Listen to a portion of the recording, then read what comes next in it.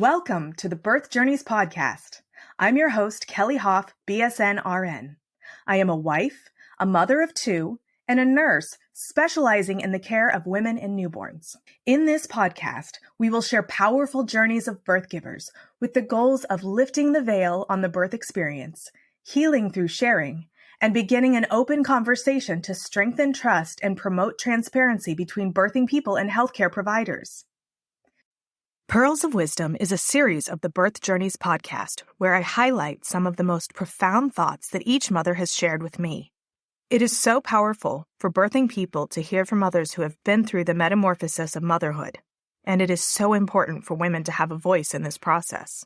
In almost every episode of the Birth Journeys podcast, I ask my guests the following question. If you could go back and talk to yourself before your fertility and pregnancy journey started, what message would you want to tell yourself?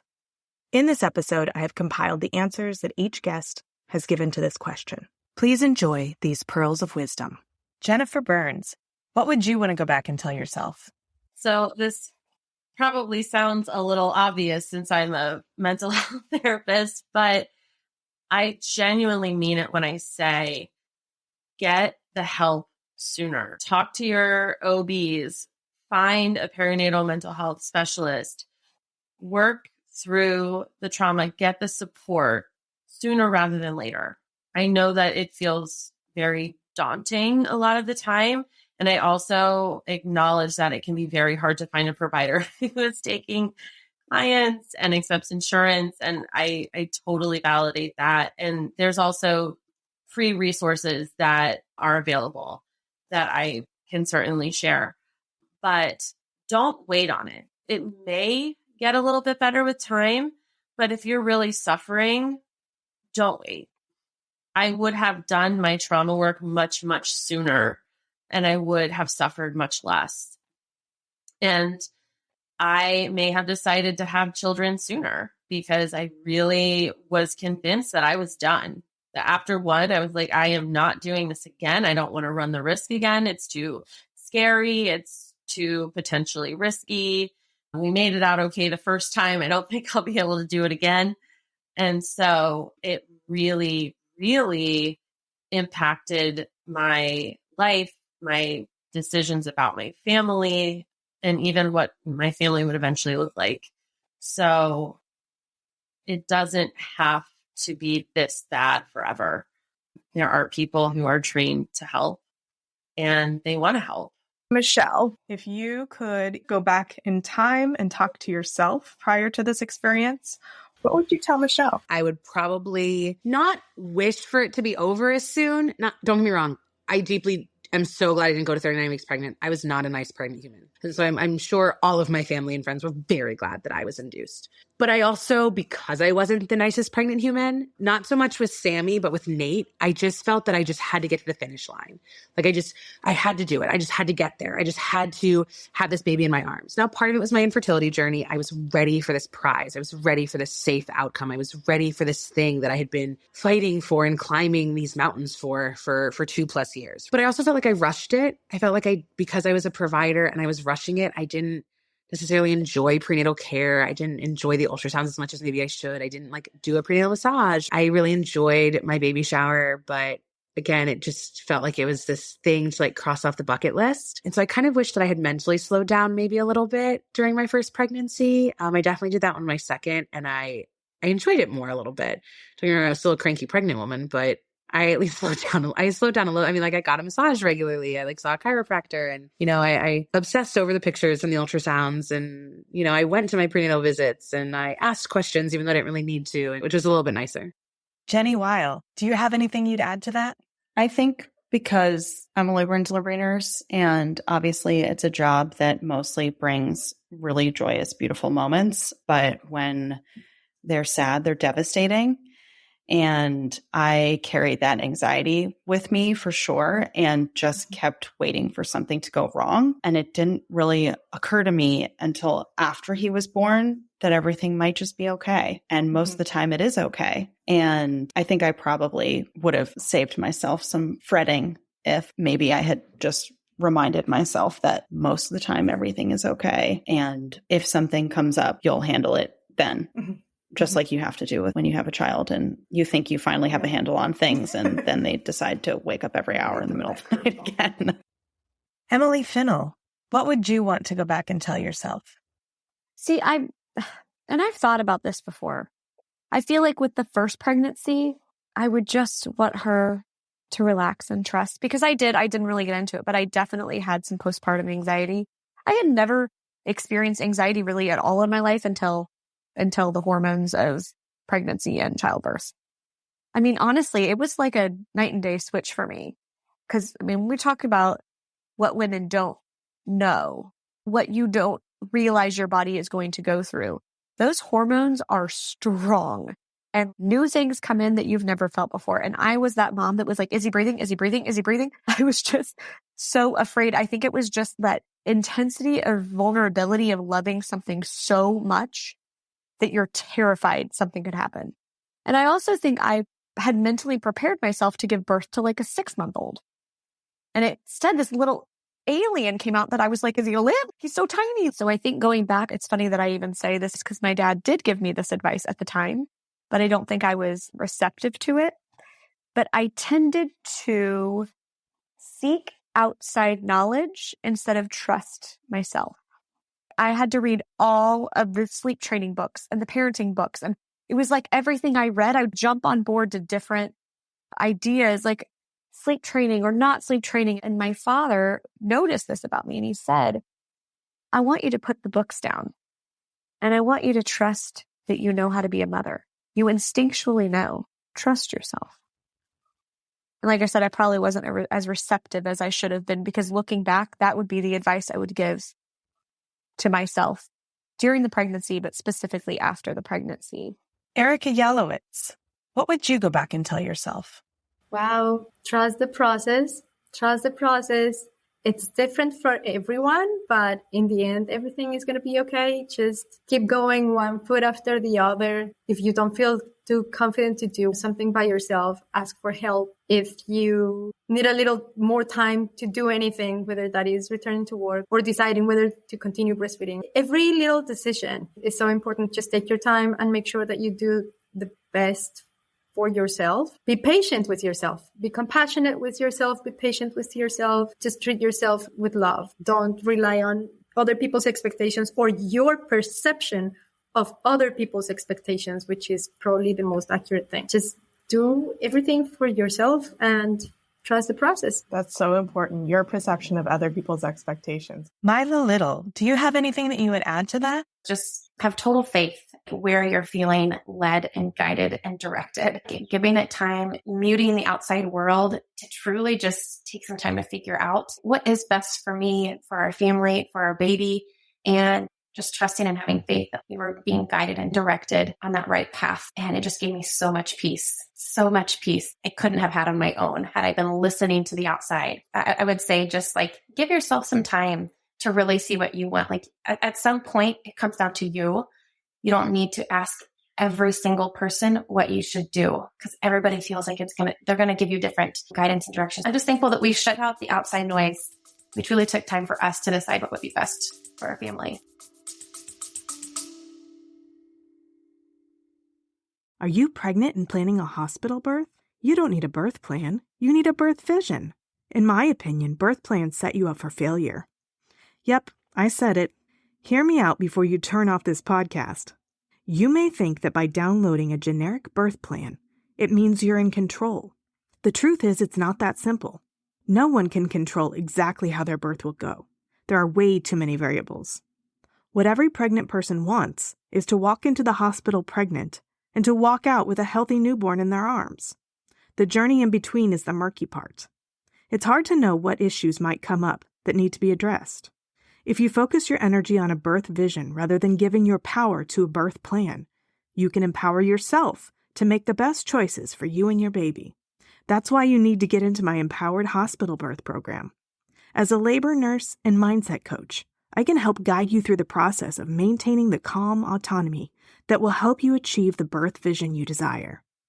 In my Empowered Hospital Birth program, I will help you identify the source of anxiety you have surrounding hospital birth, fill in knowledge gaps to make sure that you are fully informed and confident, Learn key phrases so you can better communicate with your medical team. Emotionally process your fears so that they don't hold power over you. Go to kellyhoff.com/empowered to book a free 30-minute private birth vision call, where we will identify your top fears and must-haves and gain clarity on exactly how you want to feel in the birth space. That's KELLYHOF.com/empowered. I'm honored to be a part of your birth journey. Amanda Stoyko, what is the number one thing that you like to tell new moms? It's interesting too. One of my reels just went viral, and it has been hilarious, some of the comments that new moms have been saying. So I can touch on that real quick if you want, if that's helpful. Absolutely. Yeah, that'd be great. So one of the things I wish I had known after giving birth, right? Most of the focus is on being pregnant and then having the baby. But afterwards, there's a water bottle involved, which I did not understand why the nurses handed me a water bottle after I gave birth. I was like, that's cool. Both my deliveries so far have been vaginal. Both boys were large, 8'4" and 8'9", and they were also a week or two early. So thank goodness they came when they did. So there was a lot of tearing involved for me and a lot of stitching, which I've heard about, right? I've heard that thing. Going to the bathroom, just trying to pee afterwards is the first time you do that, the absolute pain and the stinging sensation that occurs is out of this world. And when they explained the water bottle is used to help dilute basically your urine, right? So that it doesn't sting so bad. I didn't understand until it happened. And I was like, oh my gosh, where's my water bottle? My husband knew if I was headed to the bathroom, he had to get the water bottle for me because otherwise I could not be. It hurt so bad. So between that and then the basically the diaper package that you end up having with the underwear and then the cooling pads and all of the other stuff that you have, like, thank God for it. Because that was the only way I could sit down. It's like, where are my pads? So that type of stuff, plus and then the nursing. Because when you would nurse those first couple times, they latch, and then all of a sudden you get this sensation in your vagina, and you're like, wait, what's happening? Why is that? And it's everything just kind of coming back. It's the healing process. It's your whole body going through all of that. I had no idea with my first son. I was like, why did no one tell me it was going to be this painful after having the child? I already went through delivery. Why is this still so painful now? But it really, and for those of you who have had C-sections, that's a whole different story, which I've been fortunate not to have to do, but that's a whole different ballgame. But yes, the vaginal deliveries, whew, I wish I'd take the squirt bottle is my advice to you. Take the squirt bottle. Carrie Young, what is your number one piece of advice for new moms? So I do want to plug padsicles. If you don't know, if you are pregnant and you don't know what padsicles are, Google them because they saved my life. I'm so thankful. I don't even remember who told me about them or if I just found them on the internet. I can't remember, but it's basically a huge maxi pad and you're kind of making a popsicle with it, but you're filling it with rose water, not with the alcohol. You want the rose water that does not have alcohol in it, and lavender oil and aloe vera gel. You're like slathering it on. You're like filling the maxi pad with the rose water. You're putting some lavender oil and then you're slathering it in aloe vera gel. You're wrapping it back up in the packaging and sticking it in your freezer. But if you have a bad tear, even just regular stitches, padsicles are, oh my God, like I don't know what I would have done without them. So I have to plug that. Google padsicles if you don't know what it is. If you've already had your babies and you don't know what it is, tell everyone you know who's pregnant. I do. Like, I will DM people, like former students of mine. I DM them and I'm like, padsicles, here's a link. You need to do this. Oh my gosh. I can't say enough good things about padsicles. They saved me. Joyanna Delshad, what do you think new moms need to know about? Prodromal labor. You essentially go into early labor, but it continues for so many hours and then just stops. And there's not a ton of rhyme or reason to it, but it's very emotionally exhausting. So I went in and out of a dance with prodromal labor for the next 7 days. And I was so worn out by the end of it. We had our doula over, I want to say 2 or 3 times, where I would wake up in the middle of the night. And that's another hallmark sign of prodromal labor. Your uterus is tired and it's worn out from holding this big, heavy baby up all day. And so maybe it's at nighttime, you start getting crampy and you have these Braxton Hicks contractions, or maybe you wake up in the middle of the night and you've got this whole like, did you hydrate enough? Is it really labor? How do you define labor? And so for me, there was so much mental game that went into it before we even officially started knowing if you were having a baby today. And then there's the external social pressure of like, if I got to notify everybody, but then my contractions disappear after 6 hours and I don't know when they're coming back. It could be that night. It could be 2 days later. So it's really tiring. And I always just tell moms like, and dads, Dad, the last thing mom needs from you is you doubting her that she knows her body.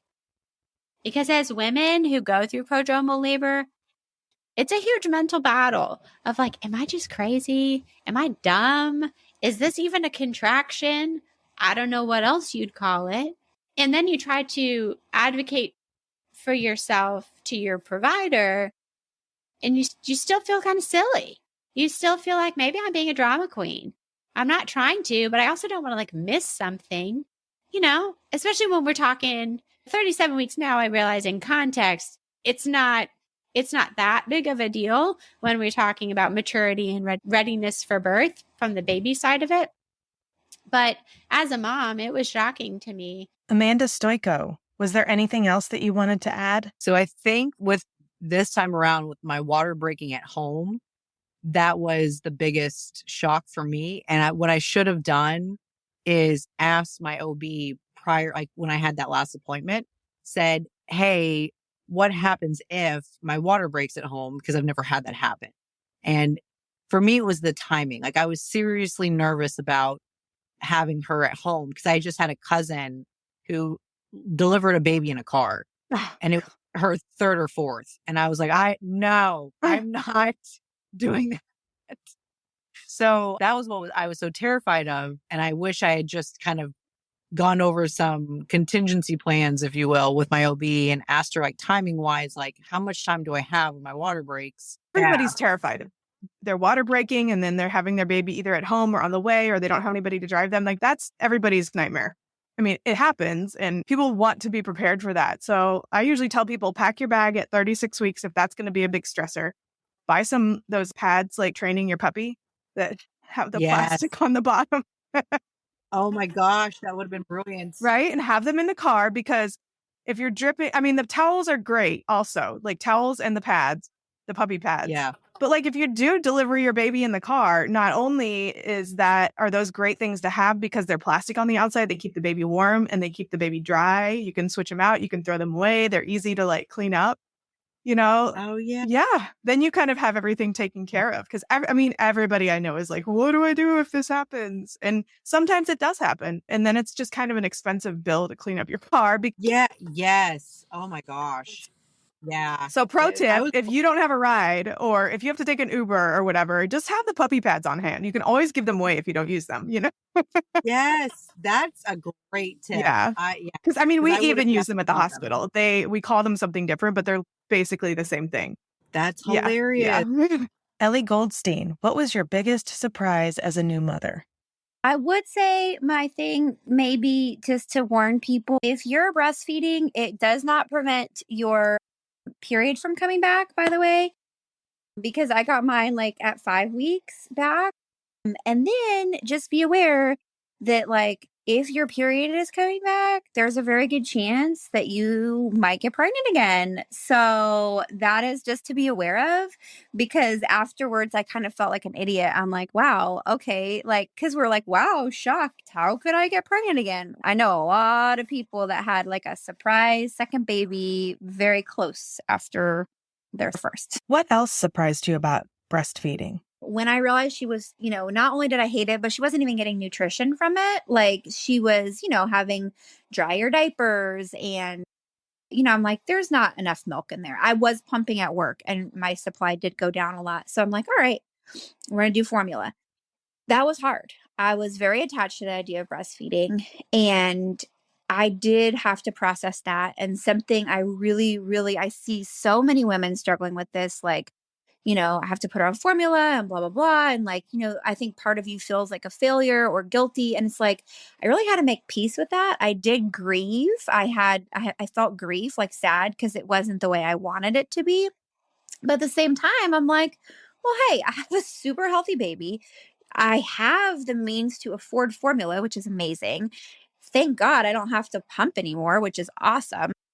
And she's getting fed, like she's doing well. So for me, that did help me come to peace. And it's something I wish that maybe someone had told me, like, hey, or had heard on a podcast or somewhere, that like, hey, if things don't go as expected, you don't have to beat yourself up. You can grieve it. You can feel the sadness. But like at the end of the day, it's really true that fed is best, and my baby was happy. Michelle Powers, what do you wish you had known about formula feeding? I really wish that someone had said to me, Michelle, nobody talks about formula feeding. I was so open from the get-go with my providers, with my colleagues, with my village, that I was formula feeding. I had decided before 20 weeks that I wasn't doing it. Between my PCOS and what I thought I was going to need mental health-wise, I just couldn't do it. I needed to be able to allow my village to care for my son in times of feeding as well. But I wish someone had said to me, like,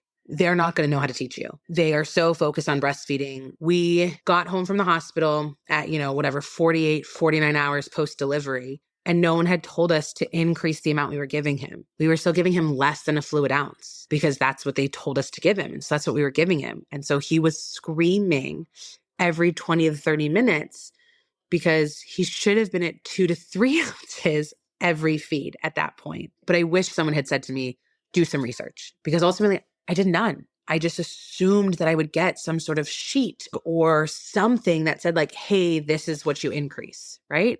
Because if you ask somebody in breastfeeding, they're like, of course, you increase it by 5 to 10 minutes every side, every feed, right? Like, and they have all these instructions and you're like, okay, and now with formula. And they have like nothing, and in your discharge paperwork that they like give to every patient that is sponsored by the hospital, it's a 4-sentence blurb and there's 8 pages on breastfeeding. And you're like, I know nothing. And so I wish there had been more advocation or empowerment from my village or from myself to say, just Google it, right? Whether it's Mayo Clinic, whether heck, you go to Similac.com, because there's a whole website about how to formula feed and how to pick which formula and how much they should be eating and how to store it. And I had to do so much research in the first 48 hours being home that I swear I could write a dissertation now. Yeah, and I think that that's one of the most common causes of postpartum depression is not knowing how to feed your baby, whether it's formula or breastfeeding, because it's hard. Dr. Speight, as a mom and an anesthesiologist, what do you think all new moms should know? I feel strongly that we undertreat postpartum pain in a lot of places in America. I think that this is one of the only surgeries, especially after a C-section, one of the only surgeries where we actually perform surgery. We open a woman's abdomen, remove a baby, repair an organ, sew her back together, and we're like, here's Tylenol, you should be fine. I tell patients in the first 24 to 72 hours, you may need more than a Motrin and a Tylenol, and that is okay. If you need to take a pain pill, take a pain pill. I had 2 C-sections myself, and I'm very much like a tough it out kind of person. But, when I was home, I needed to take my Oxy. I took probably about a total of maybe 4 pills over the course of that first week. But every time I needed to pop that pill, it made a big difference for me. I was kind of miserable and suffering through it until I took a pain pill and realized I had been miserable and suffering through it. I don't think it's necessary. I think we should encourage women. The better you feel, the better you can take care of your baby. Yeah, for sure. You absolutely should not need opiates after the first week. Should not need opiates after a week. So if it's day 7 and you're still taking Oxy or Percocet, you need to tell your obstetrician because something is probably wrong. But on day 3 or 4, if you need something, especially, after a C-section, don't feel bad about that and take what you need. Anna Gates, what do you wish that you had known before giving birth? I think going into it, I had so much confidence that I was going to have a vaginal birth. I always knew that a C-section could be a possibility, but I've always been told, oh, you have textbook reproductive system. You got great hips for this. Oh, you're not going to have any trouble at all. Birth canal is wonderful. You hear all these things. So I'm just like, I'm not going to be a woman who's going to have that difficulty. I always thought this is just a given. And none of my sisters, well, nobody had a C-section in my family. So I was feeling like even genetically, I'm set up for this. And maybe it was hubris that I did not spend as much time just preparing. And so I felt kind of at a loss for questions to ask. So I felt like I spent more time preparing for the traditional vaginal birth and not as much for the C-section. So I felt like I was playing catch up. So I think that's one thing I wish I would have just prepared for both options a little bit more, just to ask more questions about the possibility of what could happen when you induce and what are some outcomes. I didn't even know that baby's getting stressed after contractions. Obviously there's like a million things that can go wrong, but I wish I would have known if this happens, then this is a possibility, or C-section is a possibility. So I felt underprepared. Devin Garcia, what would have been helpful for you to know going into birth? It's great to have a birth plan, but also, and I did keep an open mind, but try to have an even more open mind so you don't get annoyed at other stuff that's going on. Because on top of everything, you don't need to be feeling annoyed. And that having an epidural is a tool. Like my midwife said that to me. She's like, it's not a failure. It's not an easy way out. It's just a tool to help get the baby in your arms. So I would definitely keep that in mind going forward, because like I said, I wanted to try unmedicated, and then because I couldn't, I felt like a little bit of me felt like a failure, but it wasn't. Like we were talking about, I was so tensed up, like who knows what would have happened if I was stubborn and just tense the whole time. I pushed for only 15 minutes. That was great. And maybe that would have been 2 hours if I was really tense. Yeah. Well, also, and I think people forget that labor isn't just that period of time where you get your epidural and you push.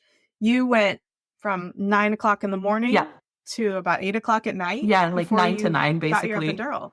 Yeah. Yeah, that's a really long time to not have an epidural.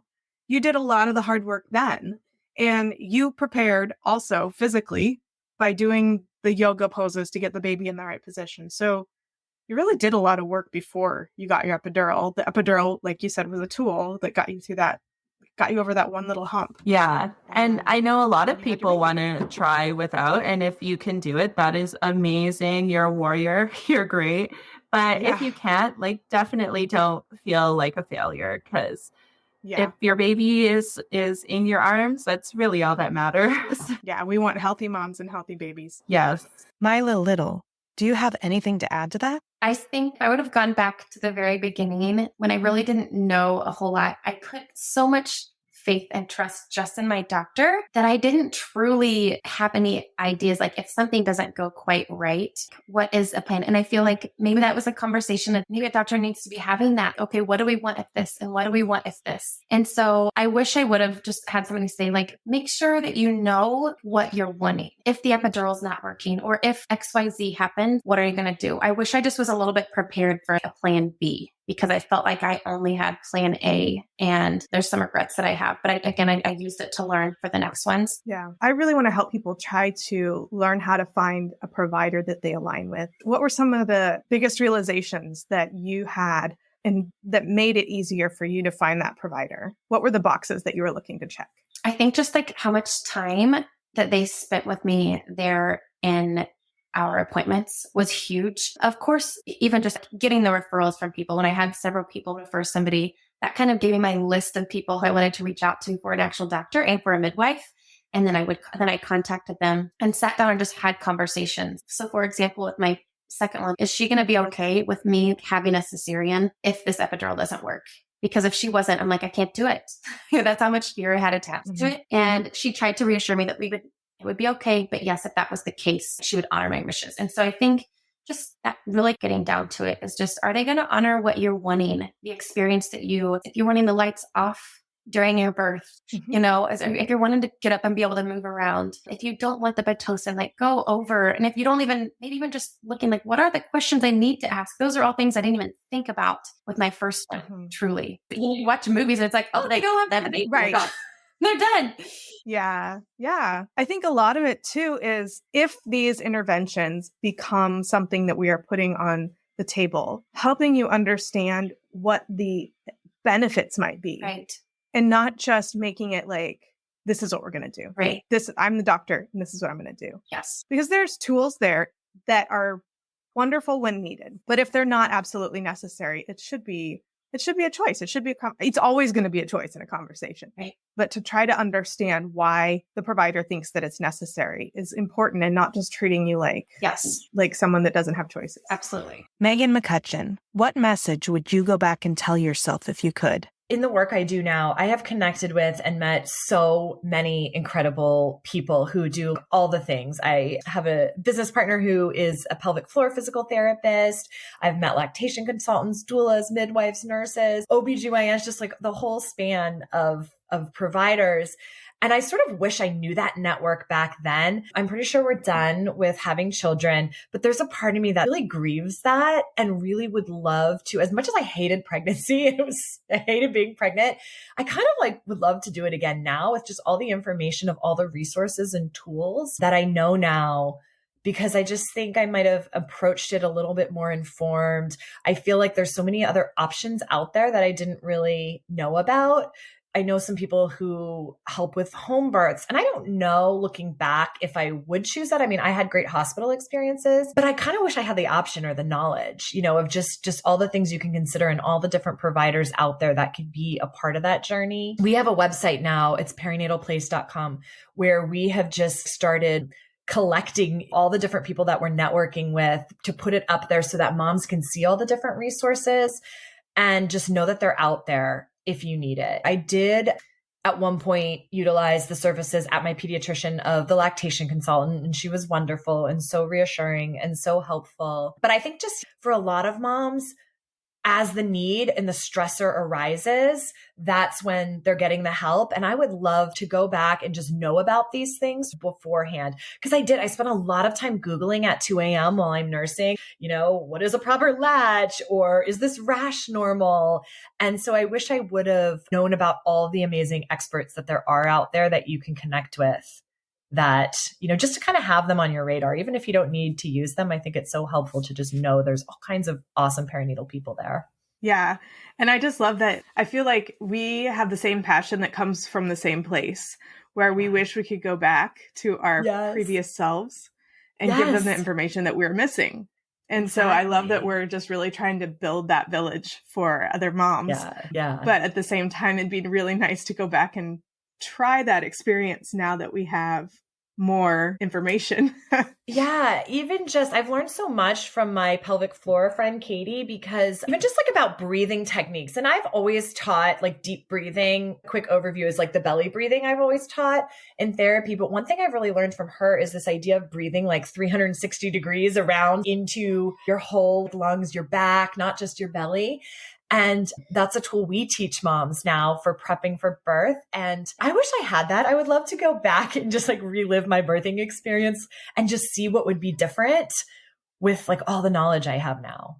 Megan Castanian, what message would you go back and tell yourself? I think the biggest thing for me is to expect that not everything is going to go according to your birth plan, to be ready for whatever is going to come in your mindset, but not to fear it also. Because that has been one thing that I've been super mindful of, especially when I've been around other women who are pregnant, is not to share my story too much to scare them.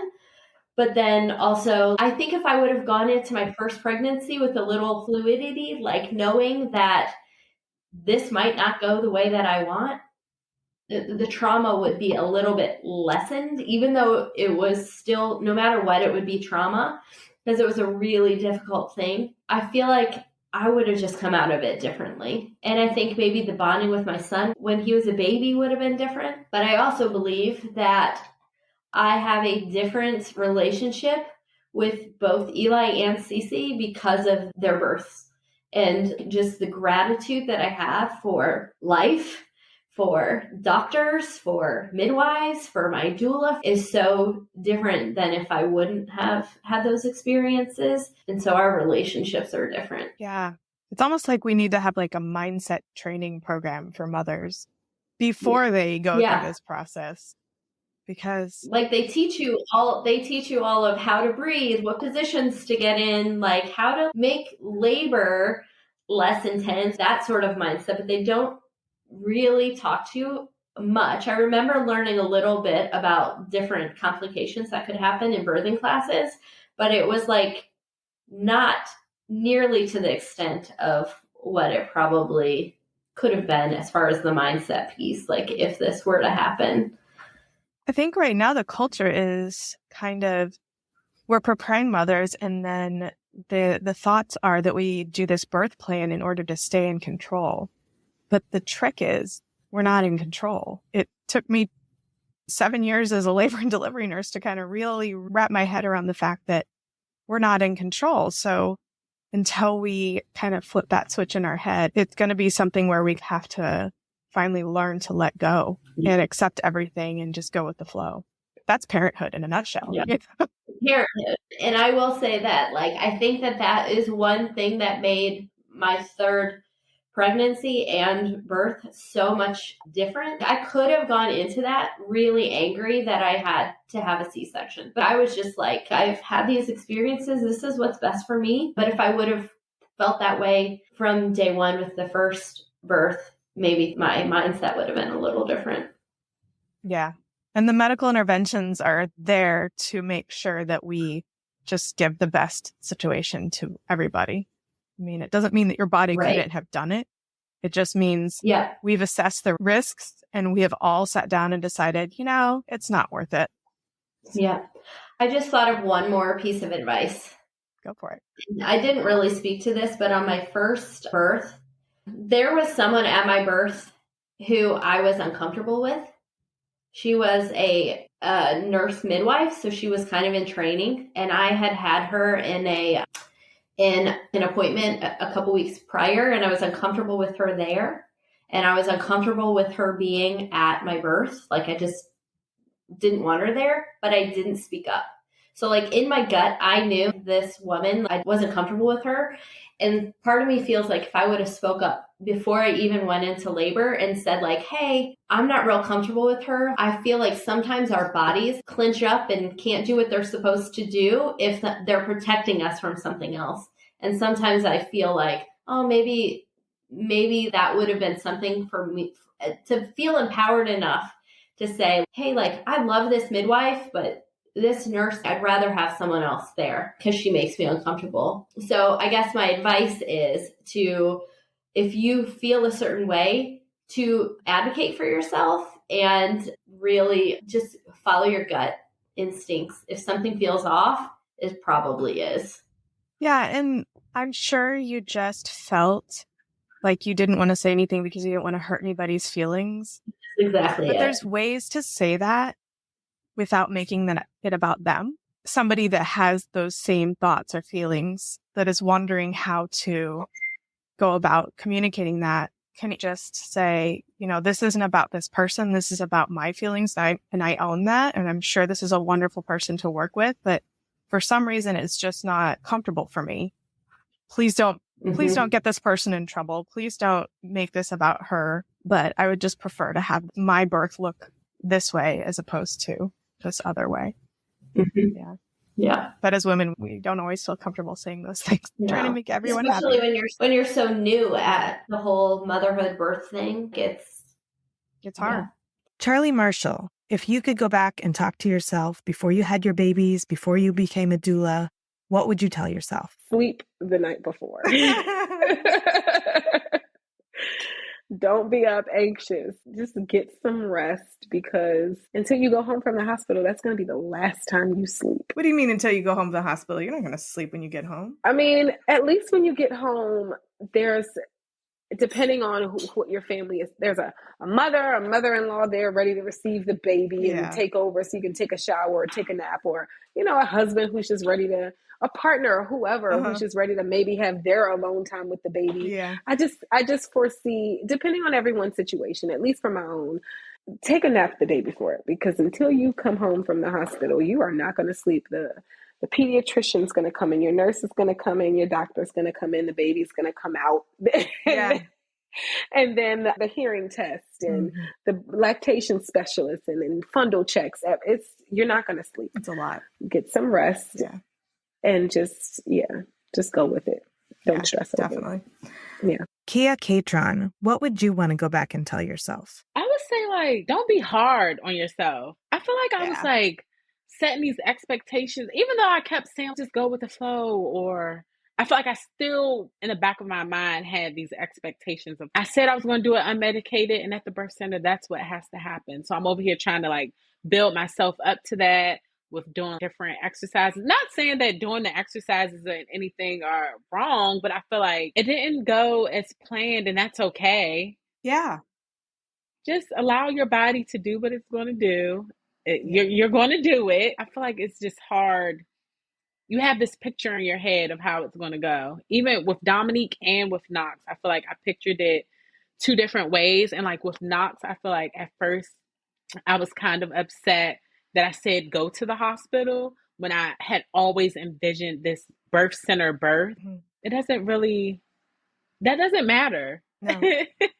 I still was able to birth my baby, and he is fine. And I went with my gut of going to the hospital, and that's how I felt in the moment, and it's okay.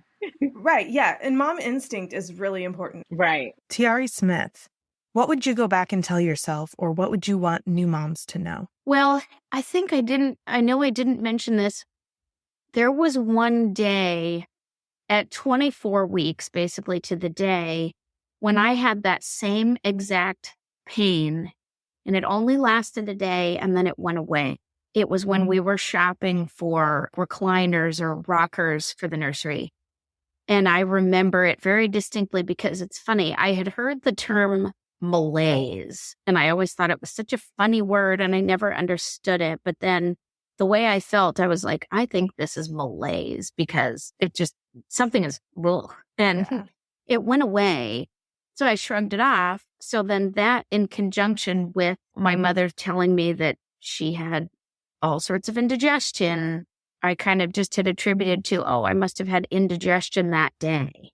Yeah. And now it's just, becoming a thing because I'm bigger and I'm going into my third trimester, and everybody has enhanced symptoms. So it is hard. I don't know what I would want to know or do differently. And it's hard, I think, with the state of healthcare. I don't believe that people are necessarily getting all the answers they want or all the time they want with their physicians.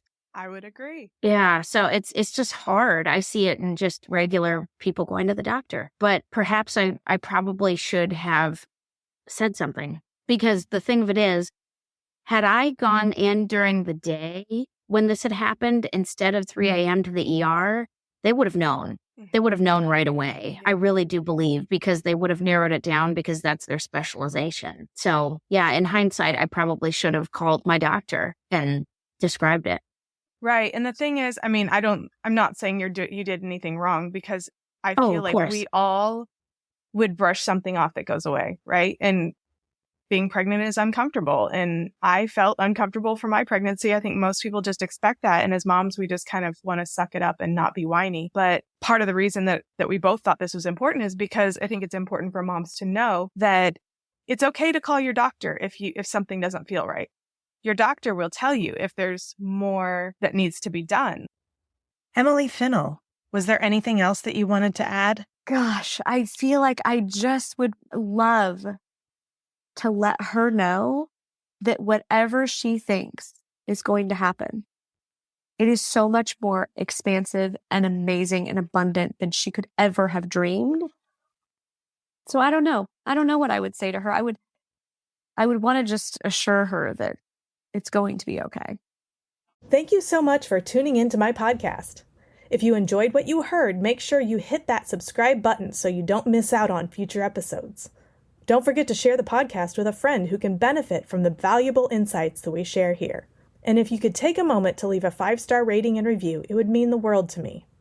If you're ready to work one-on-one with me to embark on a transformational journey towards a confident and empowered hospital birth experience, go to kellyhoff.com/empowered and enroll in my Empowered Hospital Birth Coaching Program. Together, we'll create a roadmap to a birth experience that you'll cherish forever. That's KELLYHOF.com/empowered. Let's make your birth experience extraordinary.